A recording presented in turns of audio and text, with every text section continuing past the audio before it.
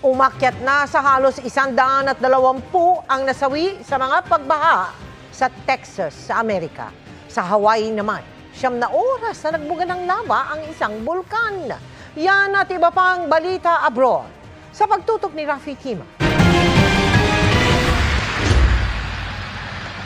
Aabot na sa 119 ang kumpirmadong namatay sa flash flood sa Texas noong July 4. Marami sa mga namatay ay mga bata. Sa Kerr County, nasawi ang 27 camper at counselor ng Camp Mystic, isang Christian girls camp. Kabilang din sa namatay ang camp director. Nasa 180 naman ang patuloy na hinahanap, kaya nangangamba ang mga otoridad na aakyat pa ang bilang ng mga nasawi. The hearts of our fellow Texans are breaking every single day because of what people of this community and the surrounding area are going through. We are not leaving until this job is finished. Ipinagluluksa ng Texas ang malagim na sakuna. Nagpaabot ng pakikiramay si Pangulong Bongbong Marcos kay US President Donald Trump. Anya, alam ng Pilipinas ang mga hamon para muling makabangon matapos ang sakuna. Nagdadalamhati raw ang bansa para sa mga nawalan ng mahal sa buhay sa Texas floods. Oh my gosh, y'all look. Oh no.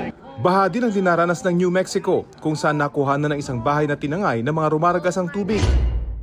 Sa Amerika pa rin, nasa 9 na oras nagbuga ng lava ang Kilauea Volcano sa Hawaii. Umabot ng 1,200 feet ang taas ng lava fountain na ibinuga ng bulkan. Agad pinag-ingat ang mga residente pati na ang mga motoristang dumadaan sa lugar. Ang Kilauea ang world's most active volcanic mass at ito rin ang central feature ng Hawaii Volcanoes National Park.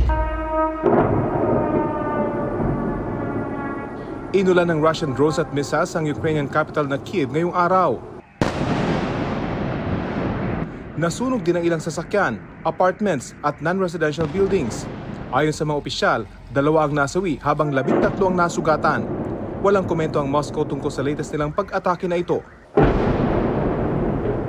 Para sa GMA Integrated News, Rafi Tima, nakatutok, 24 oras.